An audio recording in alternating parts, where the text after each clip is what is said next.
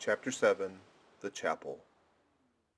In this same New Bedford there stands a whaleman's chapel, and few are the moody fishermen, short-bound for the Indian Ocean or Pacific, who fail to make a Sunday visit to the spot.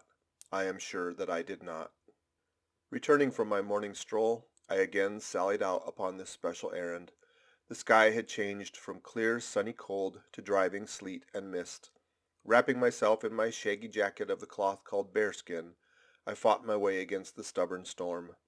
Entering, I found a small, scattered congregation of sailors and sailors' wives and widows. A muffled silence reigned, only broken at times by the shrieks of the storm. Each silent worshipper seemed purposely sitting apart from the other, as if each silent grief were insular and incommunicable. The chaplain had not yet arrived, and there these silent islands of men and women sat steadfastly eyeing several marble tablets with black borders masoned into the wall on either side of the pulpit. 3 of them ran something like the following, but I do not pretend to quote. Sacred to the memory of John Talbot, who at the age of 18 was lost overboard near the Isle of Desolation off Patagonia, November 1st, 1836. This tablet is erected to his memory by his sister. Sacred to the memory of Robert Long, Willis Ellery, Nathan Coleman, Walter Canny, Seth Macy, and Samuel Gleig, forming one of the boat's crews of the ship Eliza, who were towed out of sight by a whale on the offshore ground of the Pacific, December 31st, 1839. This marble is here placed by the surviving shipmates. Sacred to the memory of the late Captain Ezekiel Hardy, who in the bows of his boat was killed by a sperm whale on the coast of Japan, August 3rd, 1833. This tablet is erected to his memory by his widow. Shaking off the sleet from my ice-glazed hat and jacket, I seated myself near the door, and turning sideways was surprised to see Queequeg near me. Affected by the solemnity of the scene, there was a wondering gaze of incredulous curiosity to his countenance. This savage was the only person present who seemed to notice my entrance, because he was the only one who could not read, and therefore was not reading those frigid inscriptions on the wall. Whether any of the relatives of the seamen whose names appeared there were now among the congregation, I knew not, but so many are the unrecorded accidents of the fishery, and so plainly did several women present wear the countenance, if not the trappings, of some unceasing grief, that I feel sure that here before me were assembled those in whose unhealing hearts the sight of those bleak tablets sympathetically caused the old wounds to bleed afresh. O ye whose dead lie buried beneath the green grass, who standing among the flowers can say, Here, here lies my beloved. Ye know not the desolation that broods in bosoms like these.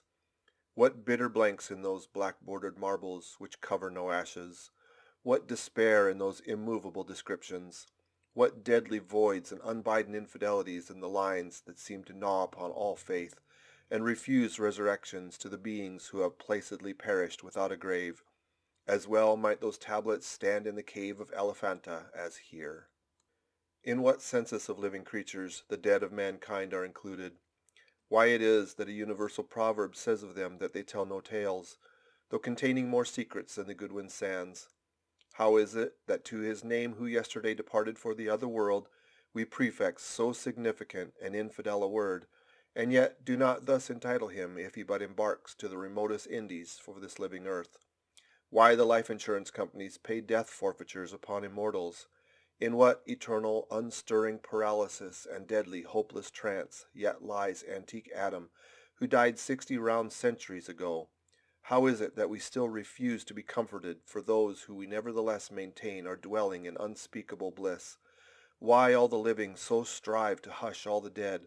Wherefore but the rumor of a knocking in a tomb will terrify a whole city? All these things are not without their meaning. But faith, like a jackal, feeds among the tombs, and even from these dead doubts she gathers her most vital hope. It needs scarcely to be told with what feelings, on the eve of a Nantucket voyage, I regarded those marble tablets, and by the murky light of that darkened, doleful day read the fate of the whaleman who had gone before me. Yes, Ishmael, the same fate may be thine. But somehow I grew merry again. Delightful inducements to embark, fine chance for promotion, it seems. A stove boat will make me an immortal by brevet. Yes, there's death in this business of whaling, a speechlessly quick, chaotic bundling of a man into eternity. But what then? Methinks we have hugely mistaken this matter of life and death. Methinks that what they call my shadow here on earth is my true substance. Methinks that in looking at things spiritual, we are too much like oysters observing the sun through the water, and thinking that thick water the thinnest of air. Methinks my body is but the lees of my better being. In fact, take my body who will. Take it, I say. It is not me. And therefore 3 cheers for Nantucket, and come a stove boat and a stove body when they will, for stave my soul, Jove himself cannot. End of chapter 7.